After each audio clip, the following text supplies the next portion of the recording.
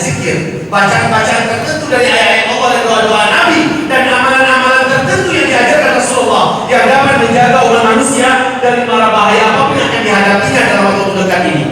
Bapak Ibu yang dimuliakan, dajjal udah keluar belum sekarang? Bu, udah keluar belum? Udah keluar belum? Belum. Ingat, dajjal hanya akan keluar nanti ketika Al-Mahdi sudah muncul. Siapa Al-Mahdi? Al-Mahdi adalah cucu kandung Nabi Muhammad sallallahu alaihi wasallam. Namanya sama dengan nama saya, nama ayahnya sama dengan nama ayah saya. Nabi menyebutkan ciri-ciri hidupnya, bagaimana bentuk alisnya, bagaimana yang disebutkan lengkap dari ujung kaki ke ujung rambut. Lebih 160-an hadis bicara tentang Al-Mahdi.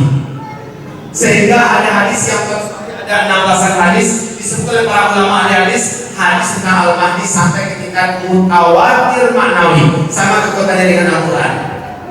Nah, kaum muslimin, Al-Mahdi ini ada dua versi. Satu, Al-Mahdi versi Ahlus Sunnah wal Jamaah. Yang kedua, Al-Mahdi versi Syiah. Hati-hati. Al-Mahdi versi Syiah serem. Mereka katakan di buku-buku hidup Syiah mengatakan saat Al-Mahdi mereka muncul, dan mereka yakin sudah dekat sekali, dan mereka sudah siapkan kudanya, mereka sudah siapkan pelananya, pedangnya, dan mereka yakin dalam tahun 1, 2, 3 tahun ini Al-Mahdi mereka akan muncul. Itu keyakinan mereka. Seperti kita juga yakin, hanya saja kita gak nyiapin kuda untuk Al-Mahdi. Kalau mereka sudah siapin, kata mereka, Al-Mahdi kami nanti kalau muncul, pertama tugas Al-Mahdi adalah pergi ke Madinah, menghidupkan Abu Bakar kembali dan Umar bin Khattab, lalu disiksa, dibunuh, mati, hidupkan kembali, disiksa, dibunuh, mati, hidupkan kembali. Aisyah istri Nabi juga dibangkitkan lalu dirajam sampai hari kiamat. Kemudian Masjidil Haram akan diratakan dengan tanah suci akan dipindahkan ke Qum dan Karbala. Lalu seluruh Ahlus Sunnah wal Jamaah, orang Islam di bumi yang tidak mau bergabung dengan Syiah akan dibantai. Bumi ini akan mengalir darah-darah haramnya dari orang-orang Ahlus Sunnah wal Jamaah kita. Semua masjid-masjid Ahlus Sunnah wal Jamaah sama seperti di Iran akan diratakan dengan tanah. Serem tak Al-Mahdi mereka? Alhamdulillah Al-Mahdi macam ini tidak pernah muncul selama-lamanya, karena hadis mereka palsu semua. Tapi Al-Mahdi kita ini hadisnya terjaga, hadis sahih. Para ulama ahli hadis dan para ulama Ahlus Sunnah Jamaah sepakat mengatakan mereka muncul, Al-Mahdi ini muncul dengan ciri-ciri dan tanda-tanda tertentu. Fisiknya, keadaan politik yang ada pada masa itu, keadaan alam yang ada pada masa itu, keadaan moral yang ada pada masa itu, disebut oleh Nabi. Bahwa ibu, ini yang paling penting, dan Al-Mahdi muncul sebelum Dajjal.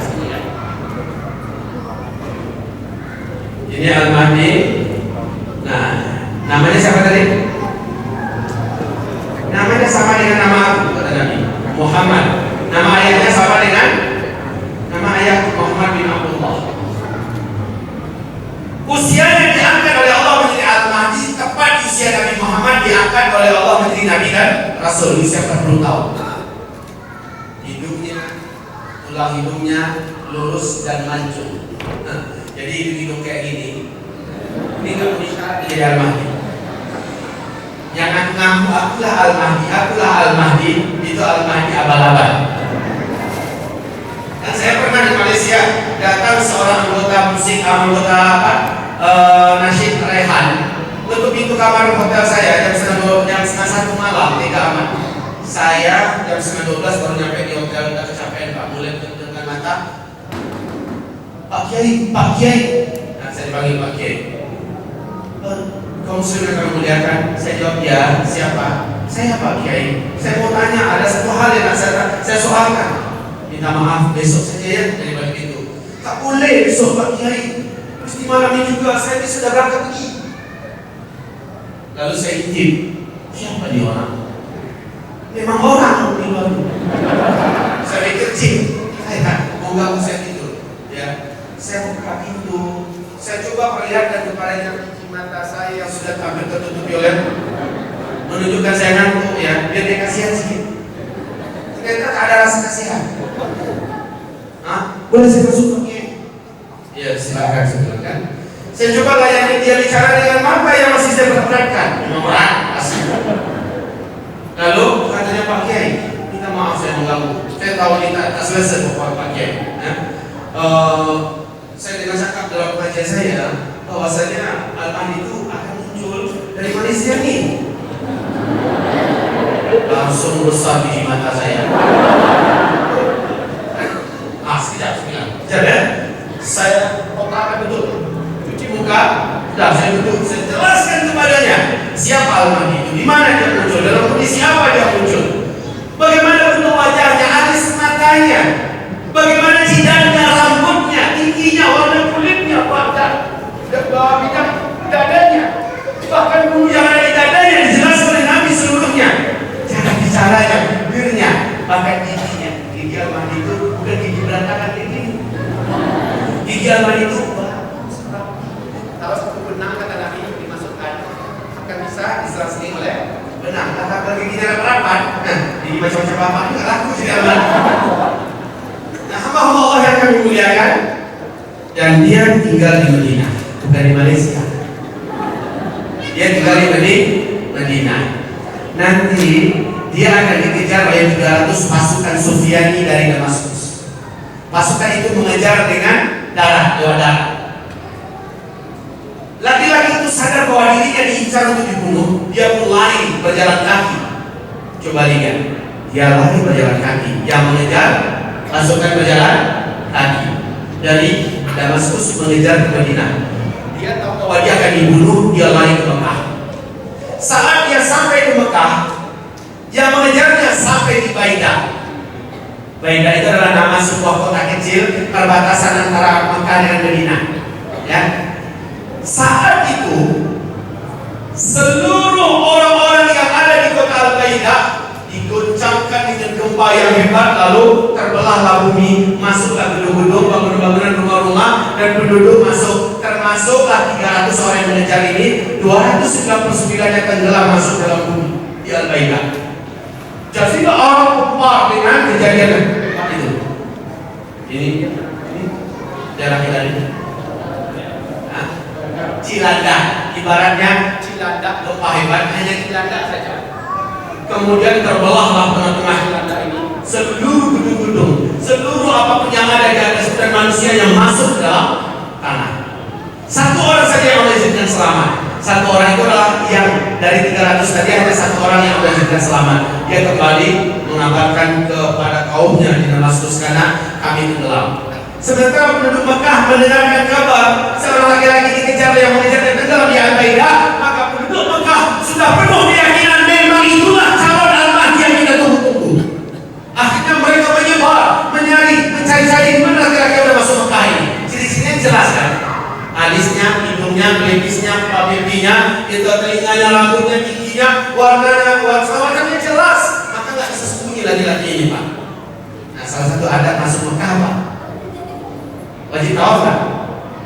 Wajib tawaf kan? Disebut dengan tawaf dulu.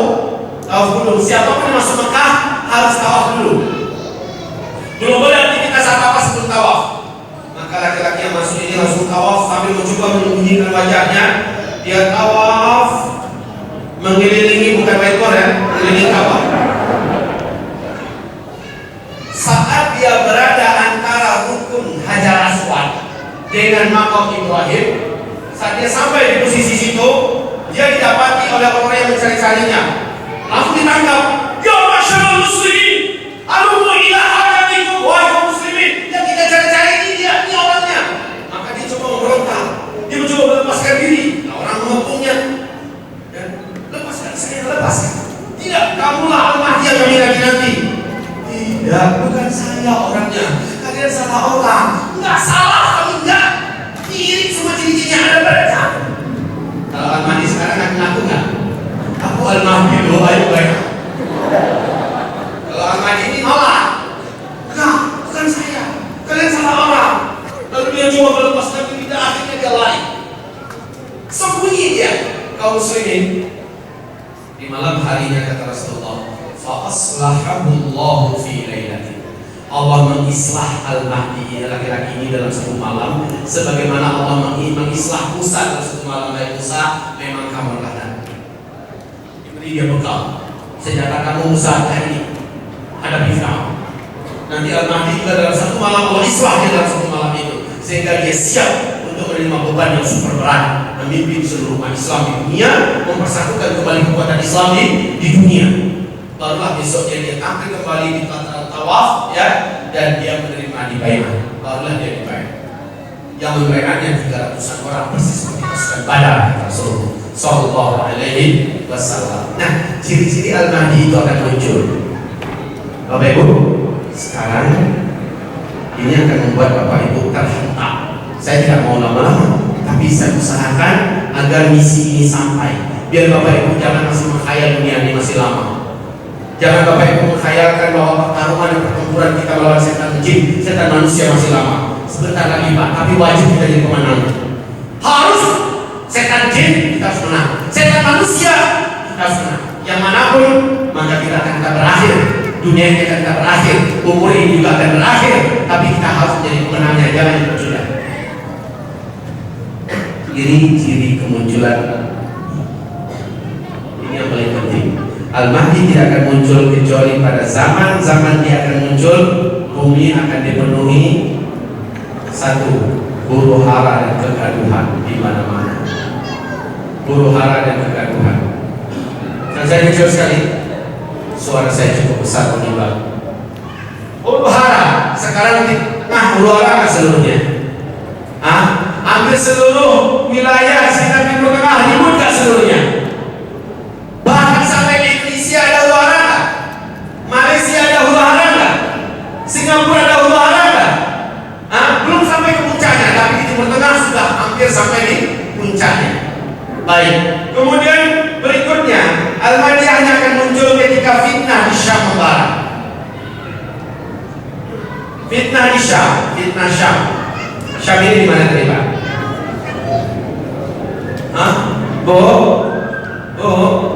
Ibu gak puasa?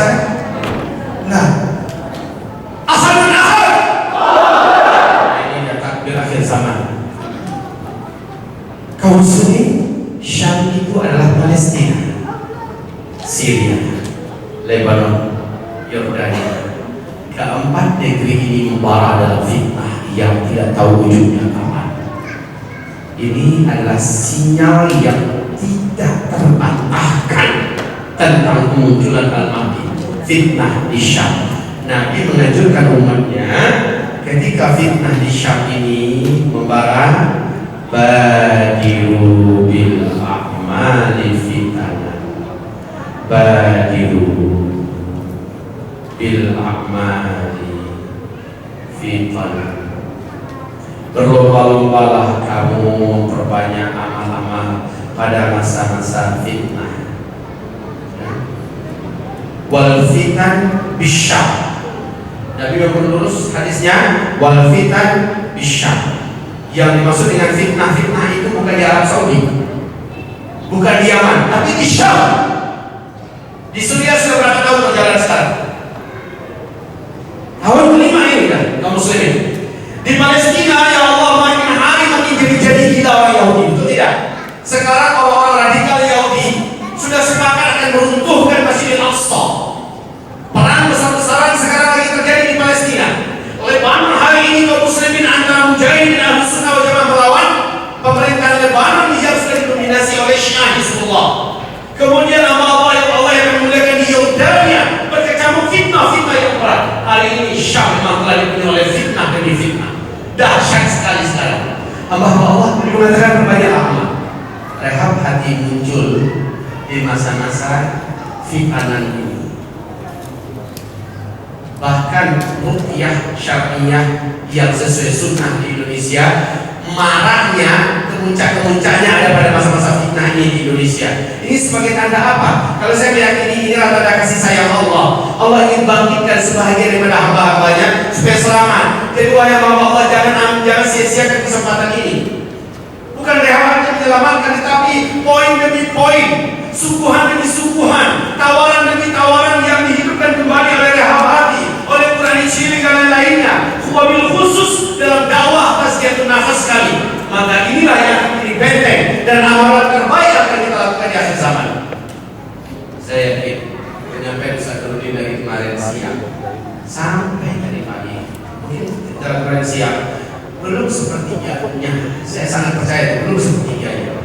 Malam tadi saya duduk dengan beliau di sana, nampak saya duduk dengan beliau di situ. Beliau paparkan, saya katakan, Ustaz, ini 2 hari bisa sampaikan ini. Beliau mengatakan, selama ini saya sudah berjuangkan untuk bisa sampaikan, tapi saya mencoba dan cari waktu 3 hari. Ya, dan coba cari waktu 3 hari, baru maksimal menyampaikannya. Sebab menyampaikan amalan-amalan benteng dan perlindungan akhir zaman ini gak bisa sampai 1 kali duduk.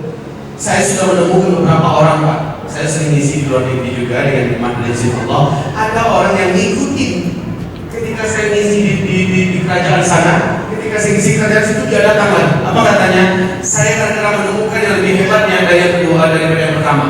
Ketika saya kemarin di Bukit Tinggi, Pak, di hotel Karisma, ada dari Malaysia satu rombongan datang khusus ikut training bersama saya.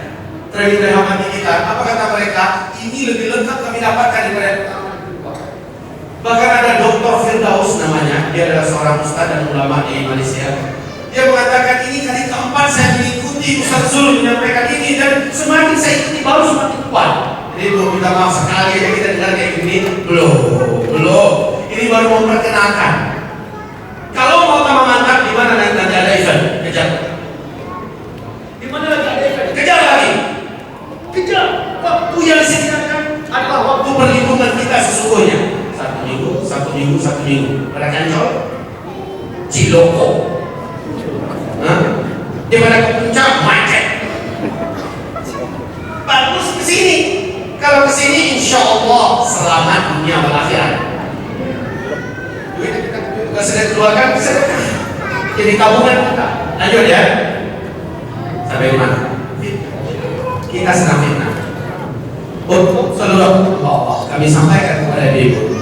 Mudah-mudahan di antara bapak-bapak dan ibu yang saya mulai hari ini termasuk di antara hamba-hamba Allah yang dijaga oleh Allah dari fitnah Dajjal. Sebab apa?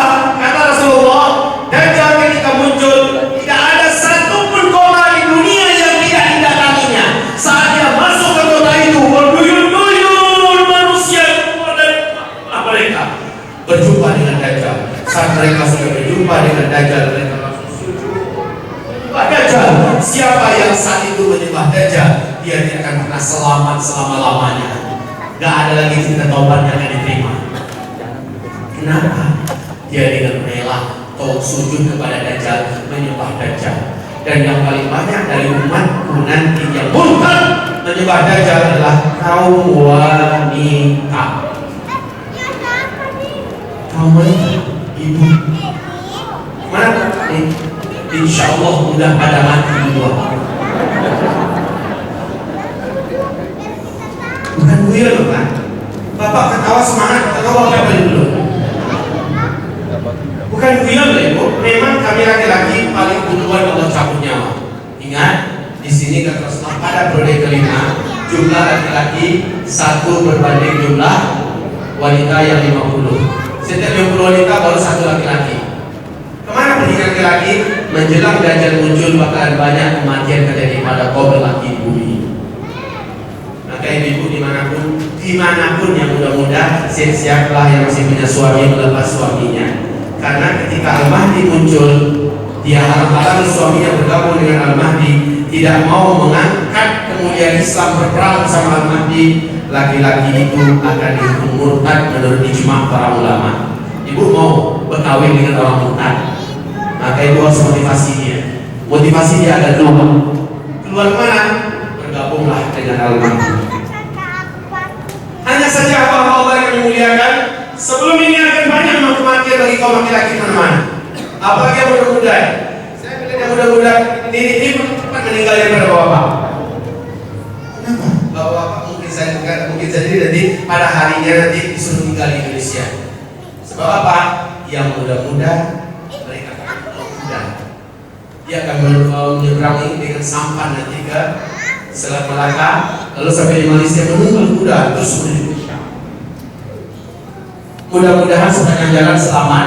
Kalau ada apa-apa jalan dari meninggal syahid. Yang sampai ke sana dia adalah manusia terbaik.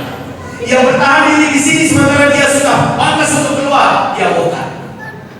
Maka kata Nabi SAW, setengah daripada total kaum lelaki dari umatnya ketika Al-Mahdi muncul, dia akan murtad. Sebab apa? Tidak percaya dan tidak mau bergabung dengan Al-Mahdi. Al-Mahdi ini bukan Abu Bakar Al-Baghdadi yang ada di Irak. Belum ada sekarang yang Al-Mahdi, belum muncul, belum. Tapi ciri-cirinya, oke, huru hara di Timur Tengah, fitnah di negeri Syam, kemudian yang ini, wafatnya seorang raja di Arab Saudi.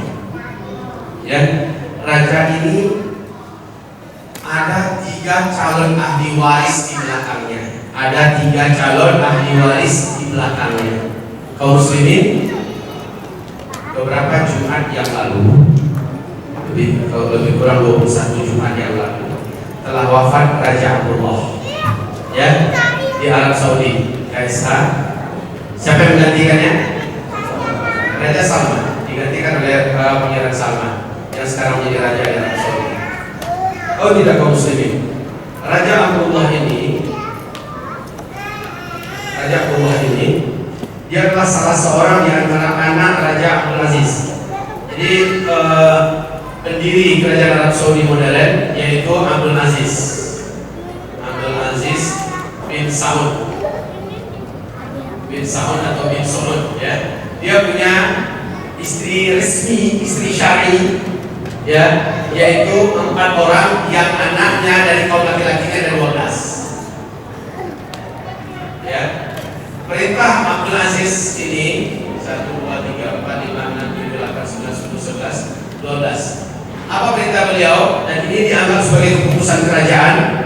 Selama level anak-anaknya ini masih hidup, yang menjadi raja Arab Saudi tidak boleh cucu selama mereka masih hidup.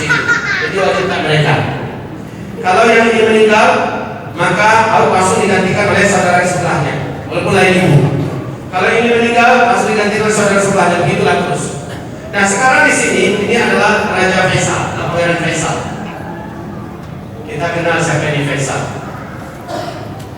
Setelah Faisal adalah Pangeran Khalid.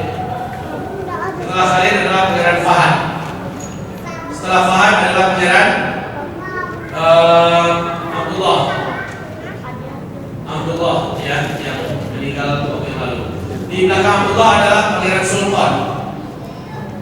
Setelah Sultan adalah Pangeran Nayef.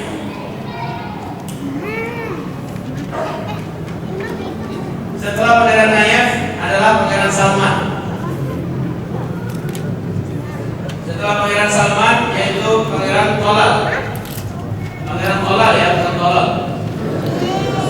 Setelah Pangeran Tolal adalah Pangeran Mufrid. Nah, kaum muslimin yang dimuliakan, lihat ini. Faisal satu-satunya raja Saudi yang berani bersumpah akan membebaskan Palestina dari penjajahan Israel. Lalu dia berakhir dengan dibunuh oleh ponakan kandungnya sendiri yang baru kembali dari Amerika. Ditembak di Irak. Digantikan oleh Pangeran Khalid menjadi raja. Setelah beliau meninggal, digantikan oleh Fahad. Setelah Fahad meninggal, ya, digantikan oleh Pangeran Abdullah. Abdullah yang cukup lama memimpin. Saat 2008, Pangeran Raja Abdullah ini divonis oleh medis internasional sudah mati secara medis. Secara medis sudah dianggap mati. Ya, lalu dibaiatlah 3 orang calon raja berikutnya sepeninggal beliau. Nah ini yang dibaiat itu oleh Raja Abdullah. Ini sudah meninggal. Abdullah membaiat 3 orang berikutnya setelahnya, Salman, Nayef, dan Sultan. Setelah beliau di 2008, ya, ternyata hidup aja dia masih sampai duduk semua. Dan Pangeran Sultan lebih dulu meninggal dunia. Meninggal dulu pada tahun 2011. Tahun berikutnya 2012 pada bulan Juni, tanggal 6 Juni kalau saya tidak silap, ya, Pangeran Nayef menyusul meninggal dunia. Artinya yang habis dibaiat untuk tinggal cuma 1, Salman, ya. Jadi amal Allah yang dimuliakan, maka pada bulan Februari 2014, Februari 2014, dibayar 3 orang pangeran ini untuk menjadi pengganti berikutnya. Ingat ya, ada Nabi saat meninggal seorang raja yang memimpin Hijaz, Mekah, Madinah, dan Taif, akan ada 3 calon pengganti yang nanti akan saling jatuh-menjatuhkan, saling berperang. Ini mereka 3 yang tersisa. Singkat cerita, muslimin, saat Salman ini naik, satu-satunya anak daripada Raja Abdul Aziz bin Saud yang paling taat itu adalah Salman. Dan Salman ini sangat tidak diingini oleh Barat. Dia sangat tidak disukai oleh Yahudi. Makanya semasa Raja Abdullah masih hidup, Pangeran Salman ini agak sering diperlakukan dengan agak sering dikucilkan, walaupun dia diberikan jabatan hanya sebagai gubernur saja, ya, di Riyadh. Dan hak-haknya juga banyak yang dia. Sementara muslim yang dimuliakan, dia sekarang menjadi raja, maka semua cita-citanya dia wujudkan sekarang. Tahu kan, Bapak Ibu? Kenapa Salman ini benci? Pertama, karena Salman dari dulu adalah binaan atau kader, salah satu kader daripada Ikhwanul Muslimin. Kedua, Salman satu-satunya putra mahkota yang tetap menjaga hafalannya 30 juz. Dan dia selalu ketat menjaga sholat berjamaah dari 5 waktu di masjid berjamaah. Masih ingat bagaimana ketika dia baru dilantik, lama kemudian si siapa tuh Mr. Obama datang waktu selasar masuk, nggak peduli ya, dianggap dicungkuk saja dia datang, dia langsung pergi ke masjid. Semua orang-orang kerajaan bergabung di belakang beliau, bergabung pergi ke masjid. Tinggal teman-teman aja suami laki bini ini, Barack Obama dengan bininya dan orang lain bersamanya. Dia, nah Allah memuliakan Salman langsung mengumumkan bahwa Ikhwanul Muslimin yang dicap teroris oleh Mesir dan oleh PBB bukan teroris, dia adalah saudara kita. Semua bantuan yang mengalir selama ini kepada Asisi, pemberontak pemerintah resmi yang ada di Mesir oleh Mursi yang terpilih secara demokratis, ya, diberontak oleh Sisi, kemudian dibantu miliaran dolar oleh kerajaan Arab Saudi di masa transisi ini. Nah, Salman naik, semua bantuan itu disunat habis, tidak ada lagi. Sisi pun datang mencoba untuk ngambil hati. Hanya 2 jam saja disambut dengan dingin oleh Raja Salman. Satu kata, satu jawab. Satu kata dingin sekali. Kenapa? Sisi terkenal membunuh, membantai umat Islam di Mesir lebih dari 7.000 orang dan 300 orang dibakar hidup pada hari Jumat. Sampai hari ini Sisi masih membunuh orang. Nah, kaum muslimin yang kami muliakan, Raja Salman tahu nih track record daripada Sisi ini, maka tidak disambut sedikit pun dengan kehormatan. Pulang-pulang Sisi dengan seluruh media masanya mencak-mencak, mengancam itu semacamnya. Kami tidak punya semacam terjadi, kami tidak akan bantu segala macamnya. Nah, hamba-hamba Allah yang kami muliakan, tapi ketika Tiger Dogan datang ke Arab Saudi, dirangkul angan-angan oleh Raja Salman, dipeluk kuat 3 hari 3 malam bersama mereka kemana-mana. Lalu mereka berjanji bersumpah akan menyelamatkan dan membebaskan Suriah agar Ahlus Sunnah wal Jamaah kembali berkibar di sana. Tapi begitu diwujudkan, kasus Yaman merebak. Akhirnya Arab Saudi memutuskan Yaman terdekat. Soalnya kalau Yaman dikuasai, maka Saudi pasti terkepung dari seluruhnya. Maka Yaman akhirnya dilindungi dulu. Dalam itu Saudi tidak peduli dengan PBB. Saudi sudah putuskan. Ini keputusan kami, ini urusan rumah tangga kami, tidak ada urusan dengan PBB. PBB kehilangan mitra terkuatnya di Timur Tengah yaitu Arab Saudi. Sejak Salman naik, Saudi sudah bukan milik PBB lagi, bukan milik Amerika lagi. Makanya dengan ini resmi Amerika Serikat mengumumkan bergabung dan bersatu dengan Iran, musuh bebuyutan Saudi. Mempersilahkan Iran memperbanyak peluru nuklir segala macamnya, ya, semua bantuan militer yang diperlukan untuk menghabisi Ahlus Sunnah wal Jamaah di Timur Tengah dibantu oleh Amerika Serikat, PBB bersama dengan ini. Akhirnya umat Islam Ahlus Sunnah wal Jamaah betul terjepit. Nah, hamba-hamba yang kami muliakan, Salman sempat-sempatnya berpidato begini, masih ada di YouTube. Selepas Yaman selesai, insya Allah kita akan langsung ke Palestina, kita akan bebaskan Al-Aqsa. Kemarin dia terbaru bersumpah Salman, yang terbaru ini Pak, bersumpah Salman, selagi dia masih hidup, dia akan bebaskan Al-Aqsa, dia akan lindungi Al-Aqsa semampunya, dan dia akan gerakan di tengah untuk melindungi Al-Aqsa. Masya Allah. Jadi kalau muslimin orang macam ini biasanya dibunuh kan? Setuju?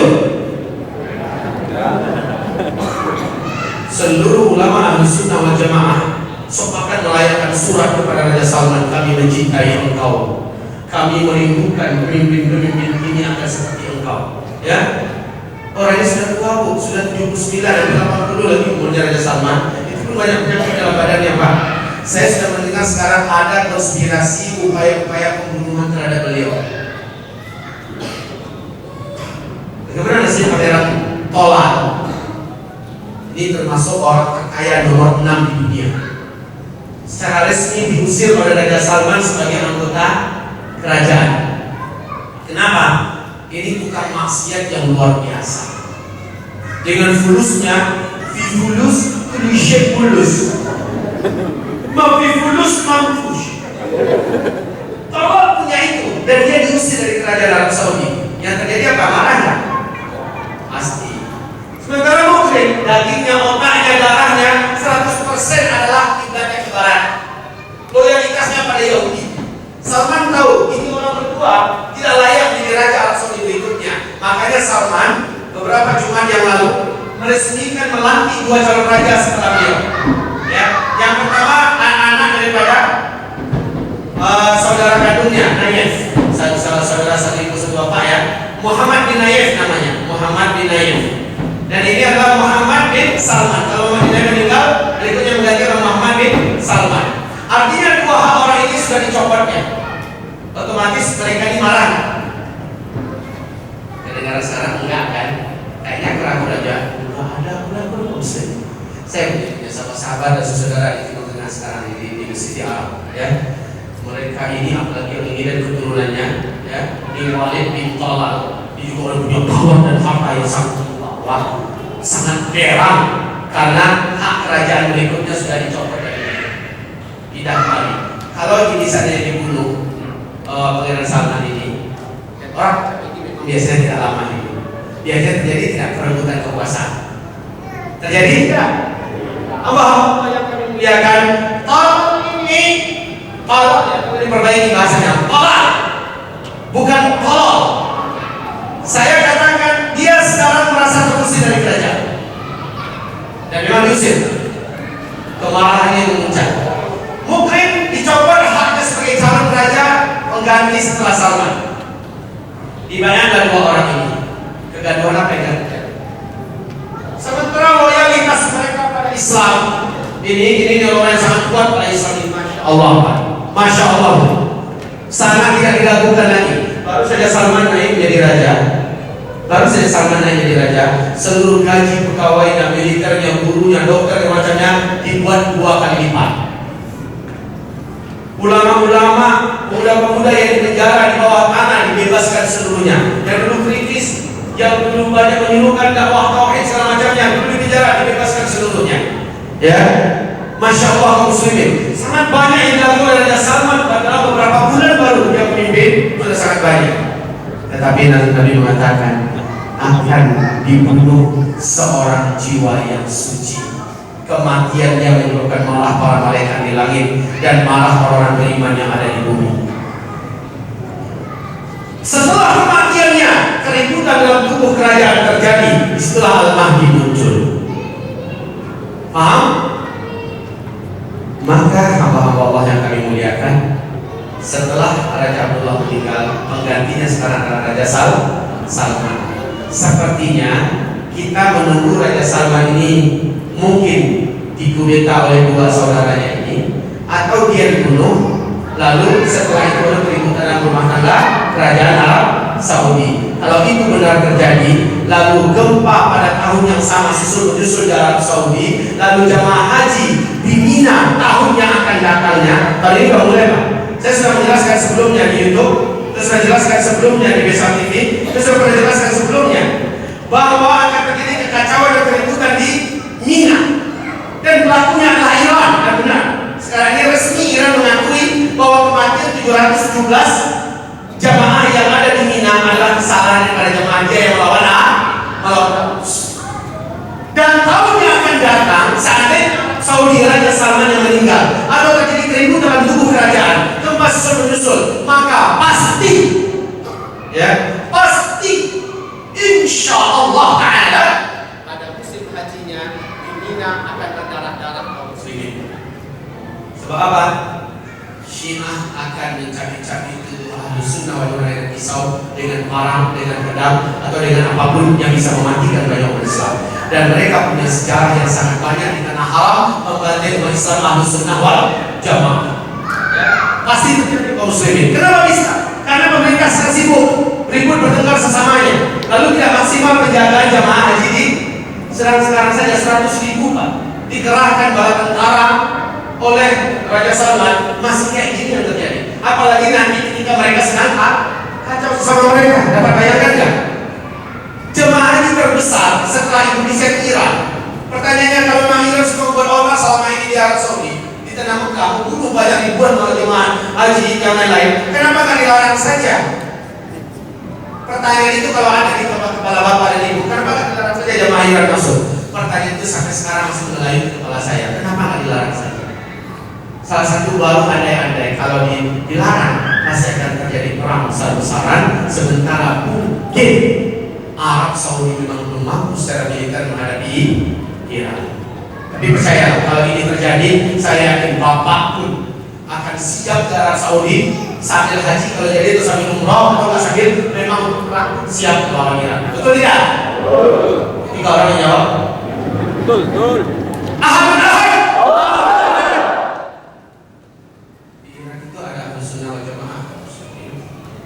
Mereka betul mengalami penindasan yang sejati-jatinya. Yang kita maksud adalah pemerintahan Syiah Rafidhah yang ada di Iran. Dan Indonesia pasti dalam waktu yang tak lama, bila masih ada waktu ya, akan mengalami kisah berdarah di Yaman, kisah berdarah di Suriah, kisah berdarah di Irak. Indonesia pasti menjadi giliran berikutnya. Karena ini adalah intelijen Indonesia sendiri menyebutkan. Pada intelijen dalam Indonesia juga menjelaskan bagaimana hari ini sudah sampai pada 7 pimpinan pengamanan negara ini.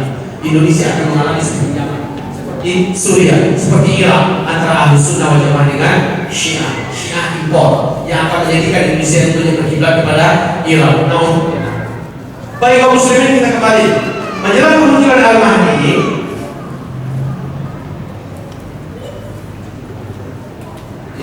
Jelas semua ya?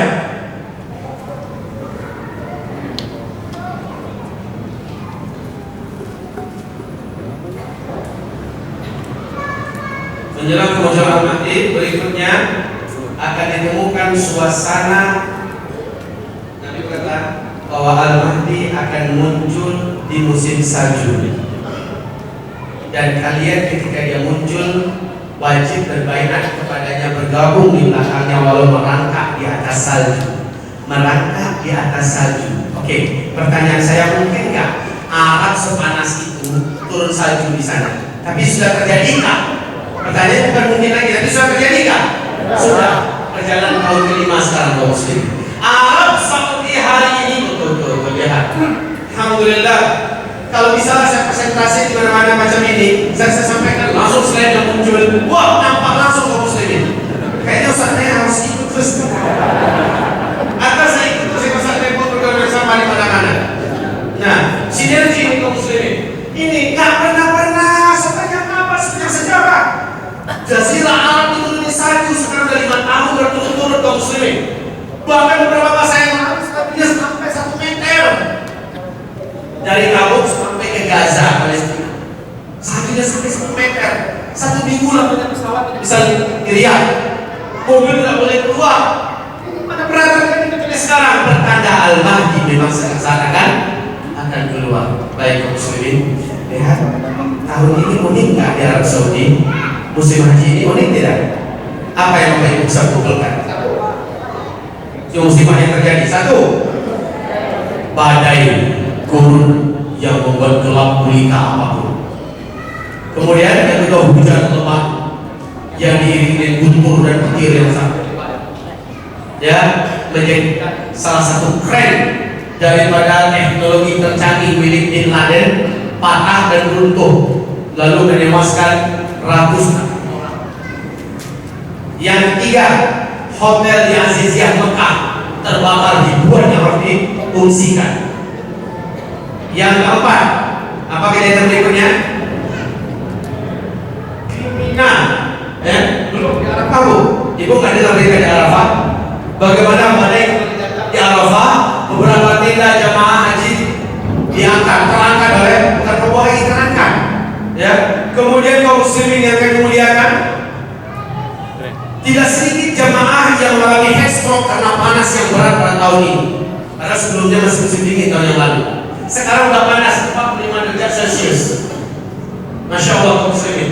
Lalu di Mina, ternyata aparat keamanan tidak mampu membendung dari desakan dan tekanan yang luar biasa dari jamaah haji Irak yang itu biasa selalu menyelisih Ahlussunnah wal Jamaah, lalu ratusan yang meninggal dunia. Akan ada lagi ancaman berikutnya pasti. Hamba-hamba Allah yang kami muliakan, inilah tahun-tahun kekacauan di Arab Saudi.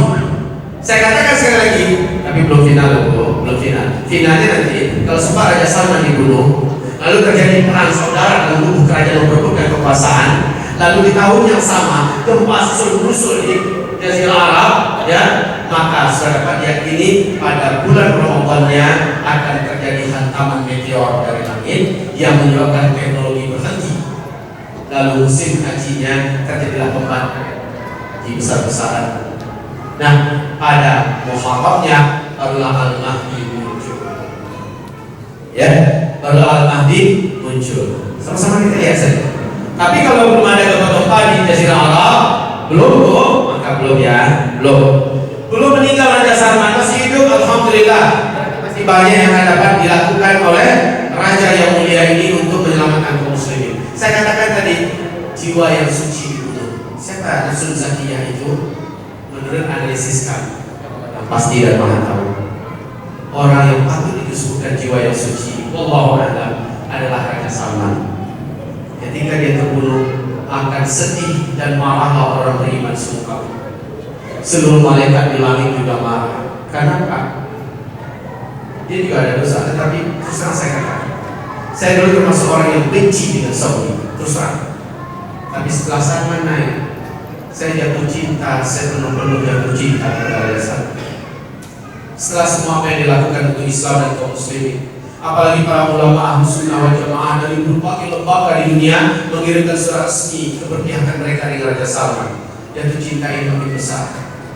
Nah kaum muslimin, Nabi mengatakan jika jiwa suci itu terbunuh, maka seluruh orang beriman di muka bumi marah, para malaikat di langit marah, lalu keributan terjadi dalam tubuh kerajaan, dan situlah Al-Mahdi akan muncul. Tidak ada yang akan memimpin Makkah dan Madinah setelah itu kecuali langsung cucu kandung Nabi Muhammad. Artinya saat-saat yang semua Rasulullah sudah di gerbang mata kita masing-masing.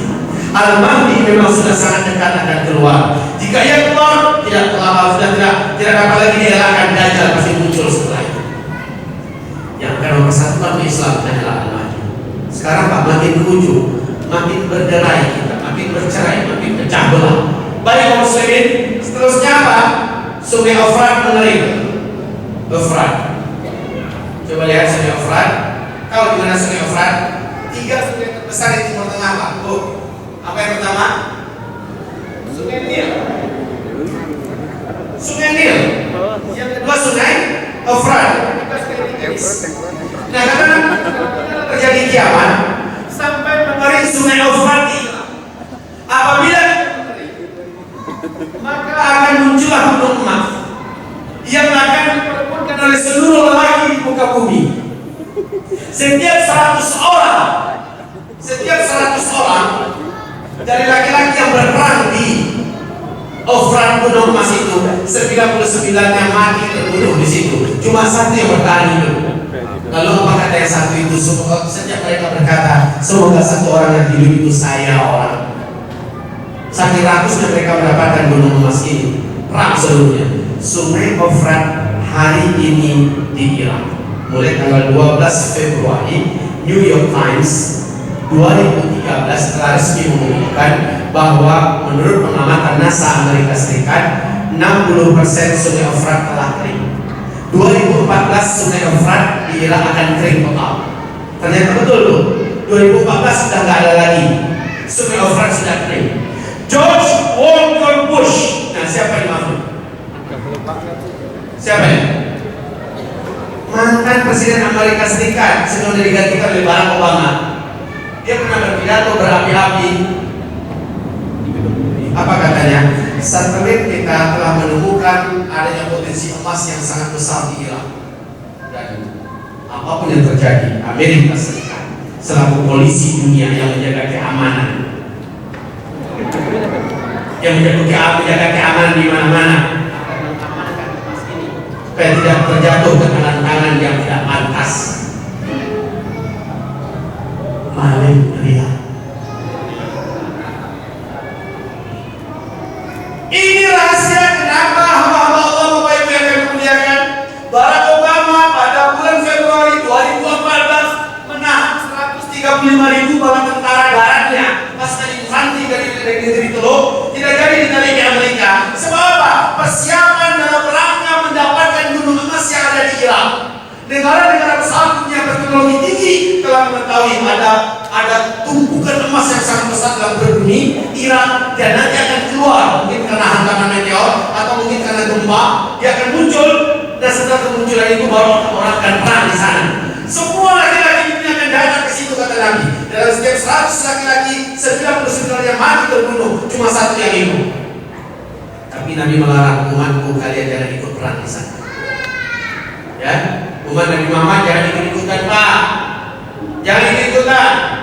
Semoga kaum muslimin, bapak-bapak kami, jangan ikut TNI kita tidak terjebak. Nabi mengatakan jangan ikut perang di sana. Tapi mayoritas laki-laki di muka bumi akan berangkat ke sana memperebutkan gunung emas. Setiap 100 orang mati 99, cuma satu yang hidup. Sekarang apa dipahami tidak? Kenapa berani menerima satu laki-laki 50 perempuan? Salah satu penyebabnya mengeringnya Sungai Efrat ditemukan gunung emas, banyaknya terjadi pembantaian, pembunuhan terhadap sesama manusia kaum lelaki yang ada di Irak. Baik, hamba-hamba Allah kaum muslimin yang kami muliakan, Sungai Efrat sekarang sudah kering. Tidak terjadi kiamat sampai menjadi Sungai Efrat. Hari ini Sungai Efrat telah kering. Ada yang masih membantahkan. Lama lagi Ustaz kiamat, dulu lah kamu. Orang Padang kan, dulu lah kamu masih mau ngeyel, masih mau menyangka dan mengatakan lama lagi, udah tak apa-apa. Faman syaa falyu'min wa man syaa falyakfur. Mau percaya kalian? Silakan percaya. Gak ada untungnya bagi Allah kalian percaya. Faman syaa falyakfur. Siapa yang mau kafir, kafir saja. Silakan. Namun bagi kafir ini mau percaya dengan penjelasan ini, alhamdulillah. Nggak mau percaya, innalillah. Bagi kita, bagi saya hanya cukup menyampaikan. Tapi pesan yang terpenting apa? Baik. Sebelumnya saya katakan inilah puncak huru hara. Jatuhnya meteor besar dari langit yang Allah sebutkan dalam Al-Quran, disebutkan Batsyatul Kubra. Batsyatul Kubra, hantaman besar dari langit menjelang kiamat, yang dampaknya adalah menimbulkan dukhan debu yang sangat tebal di bumi ini. Dukhan, sehingga salah satu nama Al-Quran disebut dengan nama dukhan. Pak, bumi kita sejak 2013 sampai 2016 sedang ada saat ini di arus sungai meteor di ruang angkasa. Jadi macam ini. Di ruang angkasa ini 2013 dan ini 2016. Dulu bumi kita, matahari segala macamnya terus listrik, dan mereka juga dalam keadaan bergerak sampai dari 2013 ya, pas bumi kita masuk ke area ini. Berarti ada lamanya 4 tahun ada di area hujan meteor yang ratusan juta jumlahnya di ruang angkasa. Meteor ini kaum muslimin yang kami muliakan akan menyebabkan teknologi di muka bumi ini berhenti secara total. Ternyata benar. Tahun 2013 ada 3 kejadian meteor menembus atmosfer kita. Pertama terjadi di Siberia, Rusia pada tanggal 14 Februari. Beratnya 70.000 ton, 1.200 orang yang korban. Alhamdulillah jatuhnya tepat di danau es, sehingga tidak menimbulkan ledakan yang dahsyat. Meteor yang kedua jatuh masuk tembus ke atmosfer kita, tapi alhamdulillah nggak sampai ke daratan, sudah meledak dulu di atas negara Argentina dan menyebabkan itu pada hari Minggu malam pada tanggal 15 April menyebabkan beberapa kota langsung terang benderang malam itu. Lagi ada konser raksasa ya di Argentina. Yang ketiga jatuh di Los Angeles pada tanggal 7 November. Ternyata bahwa Allah berfirman oleh NASA, bumi kita sedang ada di arus sungai meteor. Nah, pertanyaan sekarang adalah apa yang dinyatakan oleh Michel Penn. Bapak Ibu yang kami muliakan, sebelum saya katakan, Bapak masih kenal nggak dengan Albert Einstein?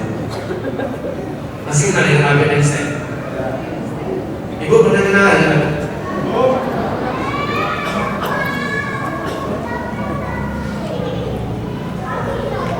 Steve Jobs kenal bu? Kenal. Orang-orang keren beken, bukan orang pengangguran, bukan orang kere, bukan penghayal, bukan peramal. Apa kata Albert Einstein saat dia didesak oleh negara-negara maju di dunia dan oleh lebih dari 2.000 wartawan seluruh dunia tentang perang dunia ketiga? Apa pandangan beliau? Jawaban Albert Einstein adalah, kalian nanti akan berperang dengan senjata manual. Ini makhluk. Ya. Sebenarnya makhluk ini gak ada apa-apanya. Dibandingkan Habibie masih hebat, masih kita ketua BJ Habibie kita. Ya. Ini gak ada apa-apanya. Hanya kalau kita dari dunia, padahal si IQ, maupun dan sebagainya jauh tinggi Pak Habibie kita.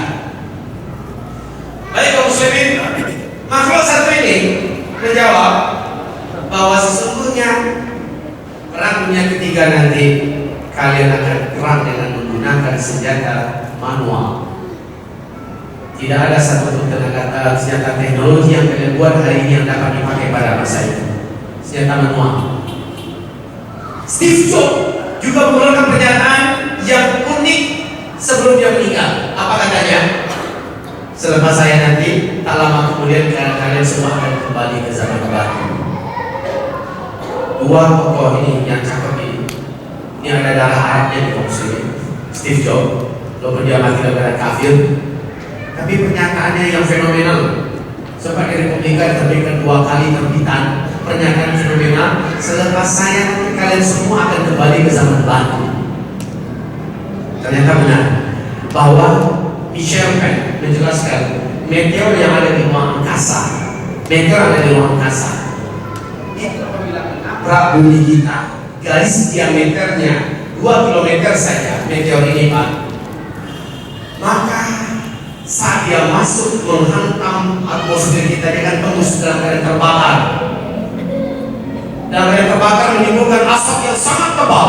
Ini ya, ketika dia menembus lapisan atmosfer kita, dia terbakar dan mengeluarkan asap yang sangat tebal. Asap ini beracun, berbahaya buat manusia yang hidup di dunia.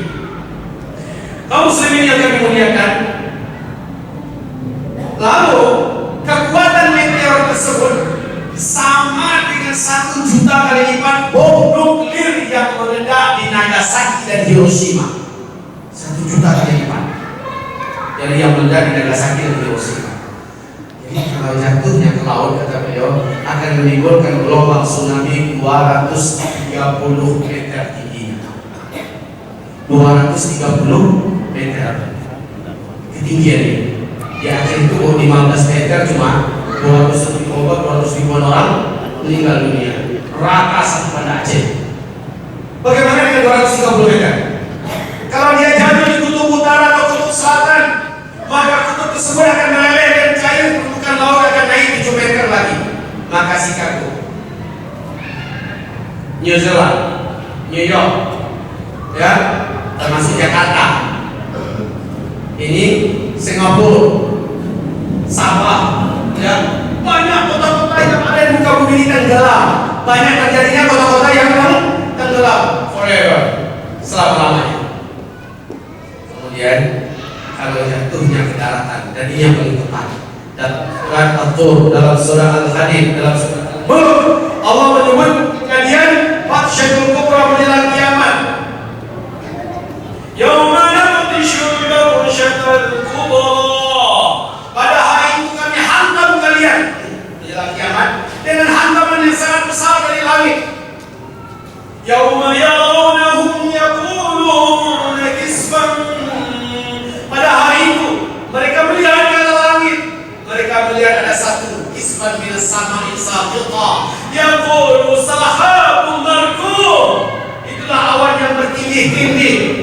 banyak Pak. Jadi ketika menabrak atmosfer kita, kecepatannya di ruang angkasa 120.000 km per jam. Ketika dia menghantam atmosfer kita, terjadi dentuman yang besar, sangat besar. Satu bumi ini mendengar. Orang di Mekah ketika itu sedang subuh. Bahasanya sholat subuh. Nah, kaum muslimin yang kami muliakan, apabila dia jatuh, terjadi pergesekan yang sangat hebat, dia terbakar. Serpihan-serpihan halusnya akan menjadi hujan meteor yang sangat banyak yang meledak. Pernah nonton film 2012? Yang menembus kemana-mana gedung-gedung bukit oleh serpihan itu seperti hujan meteor. Sementara meteor yang besarnya Pak, meteor yang besarnya akan menghantam daratan. Ini yang lebih tepat. Sebab apa? Terjadi dufan setelah itu. Terjadi dufan, kabut asap yang sangat tebal. Saat mana menghantam daratan jatuh 100 sampai 200 km, seluruh makhluk hidup akan langsung menjadi karbon. Menguap satu dahsyatnya. Lalu bumi langsung terlumpangi partikel-partikelnya yang hancur, yang panas, ya, membumbung ke udara. Gelombang kecilnya 800 km per jam Pak, segera membungkus bumi ini. Maka bumi akan gelap seperti dukhan mubin. Kalian akan gelap di bumi selama 40 hari 40 malam. Masih lihat kabut badai burung kemarin di Arab Saudi? Sudah ada terima di WhatsApp masing-masing? Gelapnya kan luar biasa kan? Padahal itu sebentar. Bagaimana dengan 40 hari 40 malam? Nah, kaum muslimin, kata bicara berikutnya. Ini ya yang kemarin di Arab Saudi, gelap gulita setelah itu. Jadi sebentar saya izinkan dulu.